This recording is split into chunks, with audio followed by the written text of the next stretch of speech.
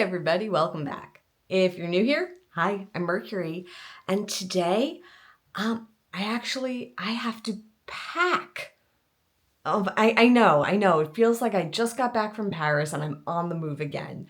I've been home for a hot minute, so there's actually been some amount of time between these trips, but I'm a couple of days away from going on a cruise to Alaska with my family. I'm so excited. I'm so excited for this. We did like a family cruise a few years back, and then life happened and it didn't come to fruition again. And this is something we have been talking about doing for so long. And I'm so excited. So if you've been around for a minute, you know that, space is a commodity and I don't have a lot of tables or counter space or things to use to pack. So floor is clean. We're just gonna sit down here and do it. So when I went to Paris, I got these compression packing cubes. So these are what I'm gonna use. So while I'm getting these depouched here, oh, that was the compression side. I need the other zipper. While I'm getting these all out, Mercury tip number one, have clothing in both your carry-on and in your check luggage if you were doing check luggage. You don't want to be left in a situation where it's sort of like all or nothing, right? So if all of your clothes are in check luggage, something happens. So I like to have like 2 days worth of clothing in my carry-on with me. So that's sort of like the just in case. So I'm looking for the smallest. That's too small. The smallest is too small because I'm traveling with like jeans, like dungarees. And these things will compress, but that's a little much. We're gonna try this one. So let me show you all what I'm working with here. So here is my massive pile of clothing here. It is a little bit chaotic, but it's okay. We'll bring order to chaos. So what's interesting about this trip is change in climate. So yesterday it was like in the mid 80s in the New York metro area. It was a hot day. Today it's kind of like 70s. It cooled down quite a bit, but Alaska's not going to be that warm. We're going to be talking about like 40s as lows, 60, not 60s, but 60 as high.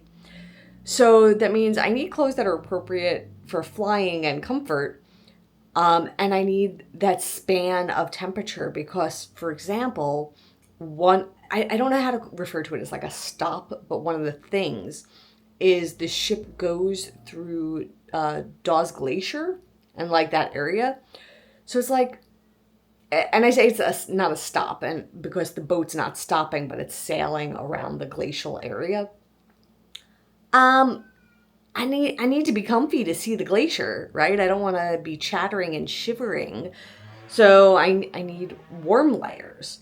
But then when I'm out and about and we're doing our thing, and if it gets into the 60s and if it happens to swing a little warmer, I need, like t-shirts.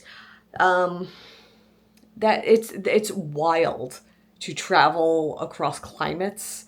So that is why the pile of clothing is both massive and chaotic this time. So let's organize it a little bit. So the first step in my organizational process is going to be what goes in check luggage versus what's going in the carry-on. Like I said, 2 days of stuff in the carry-on just to play it safe, and then we'll deal with the check luggage. So I think I have my clothes organized. So this stuff here, this is what I'm going to try to get in my carry-on. And then this chaos here, that is for the check luggage. So the thought process here with the items that we'll carry on, 2 pairs of pants. I have 2 long sleeve shirts. I have underclothes, pajamas. I have a t-shirt. I have a bathing suit, socks, and I have my scarf. Then over here, I have my bulkier sweaters. I have like a lighter sweater also. So I have those. My socks, underclothes, a second bathing suit. Then I have my jeans. These are like for the gym. They have like a white outfit night, and I never have white clothing, so I go with stripes. And then I have a couple of t-shirts. So this will be into the checked luggage. So we're going to start here with the carry-on. So now that I have everything sort of separated, I have the smaller compression cube. And let me see if I can get all of this into this compression cube so that it'll go into my carry-on. And I'm pretty hopeful. I was pretty impressed with this the last time I traveled and the amount of stuff that I was able to get into it. So if you're not familiar, the difference between this and the other kind of compression cubes is it has two zippers. So you have your main zipper to like open it, and then you have a secondary zipper which will squish it, and it like squishes the extra air out so it takes up as little space as possible. So I'm actually going to start with the jeans. I'm going to put the less bendy things in first because I think that's the way to do it. So jeans are the least bendy, and we'll put everything else in to sort of like fill the gaps around it. That is the plan. Put that t-shirt there. Smaller items I'll sort of pack into smaller areas.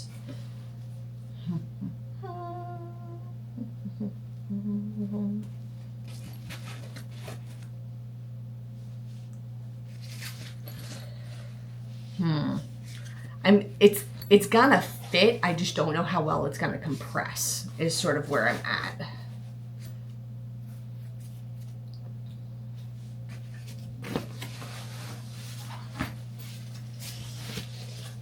So the thing with compression cubes is if you overstuff them, they don't squish very good.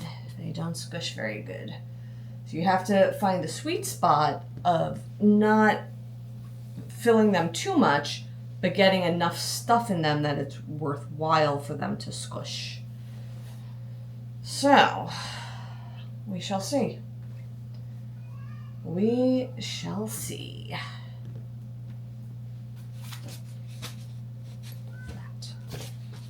Okay. So, you can tell this is very, very overstuffed. So I could tell this is not going to squish. This is too much. So if you pack a compression cube this much, it's not gonna. So gonna be a mess. But I'm gonna try. I'll see how far it gets. But my expectations are very low, and that I will have to separate this into two cubes. 2 cubes. Okay, I'm not gonna try to kid myself. No, 2 cubes. I'm gonna take the other teeny tiny cube, and we'll do a little bit in the teeny tiny cube, because this is, I overdid it, y'all. I overdid it. And it doesn't work if you overdo it. Just, it's not the way. It's not the way.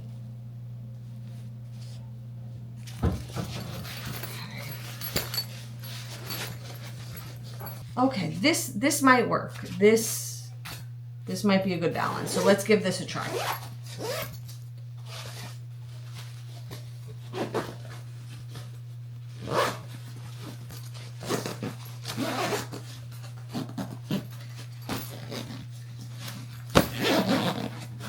Aha. This is the way.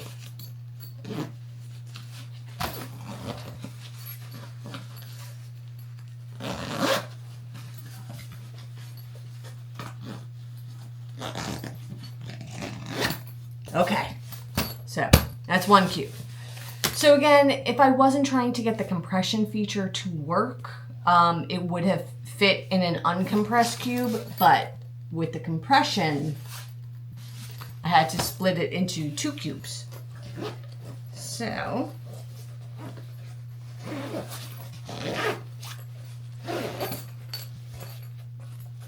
there's still definitely extra space in this cube. So if I needed to put anything extra in here, I could, but I don't think I need to.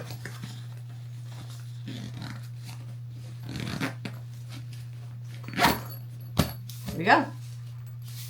So 2 cubes fully compressed.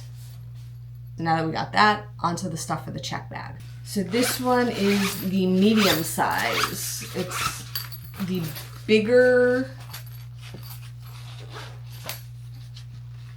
it's like bigger but a different shape, because there's one rectangular and one square. This one is the square. Okay, same thing. I'm going to start over here with the jeans and the less squishables. I have a feeling this is also going to be a 2 cube scenario here.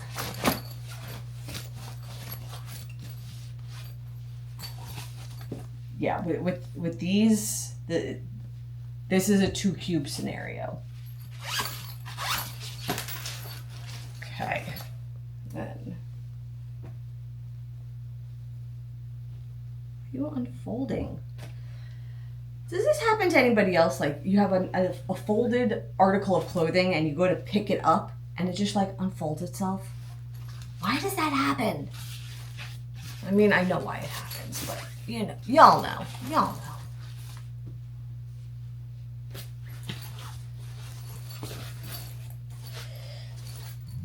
See, all those years and hours playing Tetris as a kid have now paid off because I can pack my clothing like a pro because I have spatial awareness developed from all these years of playing Tetris.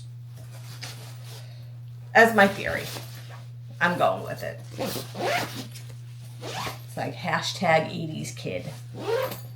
Growing up playing Tetris.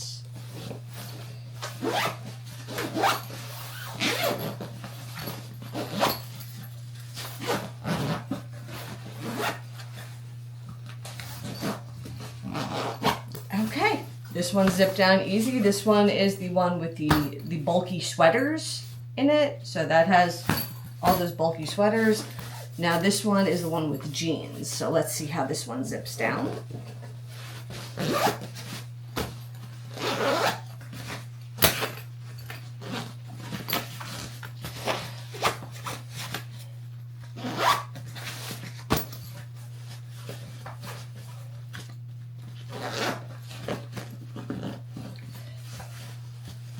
The other thing is, like, as I'm zipping, when it's like tight like this, I have to keep like a finger by the track so that way the fabric doesn't catch in the zipper as I'm going. So like the way that fabric was pooching out, I gotta like push that down. But this is the pouch with the jeans. Not too shabby. So let me show you what all that looks like in these cubes. Okay, these two are what got squished down for the carry-on. And like you could see in relation to the size of my hand, you know how big these are? Got them pretty compressed. This is awesome. Then these ones are the ones that'll go in the check luggage. So you can see these are a bit bigger, a bit bulkier. So this one has the jeans in it. This one has the sweaters in it. But both of them actually had a little bit of extra room as I was doing the zipping, especially this one. So, you know, they zip down very easy, but I could have fit more in this one. I could also have fit more in this one. So this is great. Just I couldn't fit them both into one cube. Like there wasn't a single cube that could hold all of it. But we did get it all into these 4 small cubes. So when I can, I try to get everything into a carry-on, but I knew with this trip, it wasn't gonna happen. The clothes that I needed to bring, because of the multi-climate zones, it's too bulky. And I didn't want to it felt like more effort than it was worth than to not check the bags. So I'm gonna have a carry-on, I'm gonna have a check bag, and it'll all work out well. No, this way I don't have to stress about like space and like will it fit, will it not fit? Make it easy on myself. So we got all that packed. So what other tips and tricks can I give you? Plan, and it doesn't have to be like down to the minute of what you want to do, but have a good idea of what you want to do ahead of time. And especially if you want to go on a shore excursion, they can sell out. They can absolutely sell. It's happened to me. There have been times where I was like, maybe I want to do it, maybe I don't. I'm not sure yet. I want to see how things go. And then if I decide I want to, I'll book it on the boat. And then I get on the boat and it's done. It's sold out. So if there's like a shore excursion that you definitely want to do, definitely book it in advance. My family has one shore excursion booked. We are going to see the sled dogs and I think it's like gold mine.